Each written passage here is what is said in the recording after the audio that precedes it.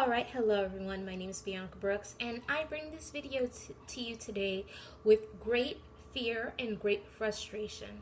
Tami Roman scares me, and I don't mean I'm scared of her because we're both human and we all bleed the same. I mean her behavior scares me, that someone like that has not grown up.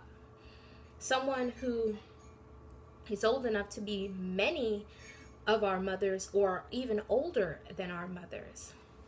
Now, I was watching Justin J 1232's video on Tami, and a lot of people were coming at him and they're like, oh, she's getting a check. And here's the thing, there's no amount of money that anyone could pay me to make a fool of myself on television. And also, it's not all about the money. There's something flawed about her character. Okay, she's a bully, always has been and always will be. Now, if you guys remember Real World, back in 1993, before many of us were even born, she was an original cast member. And even then, this woman had attitude problems and everything. You were on the first ever, or one of the first ever reality shows. And 22 years later, you're still doing the same thing. At this point in her career, she should be an executive producer. She should be one of the big heads sitting at the table at one of these channels. Instead, she is still making a fool. Guys, producers make more money. You think the actors make the most money? No, it's the producers, okay? Who do you think makes more money, the basketball players or the owner of the team? At this point in her life, she should be so much higher than what she is. She should be doing better than what she's doing.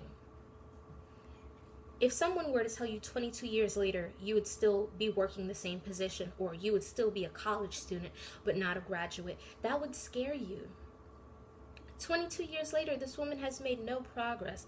She talked about how she wanted to be an actress. What movies or what television shows do you know that she's done?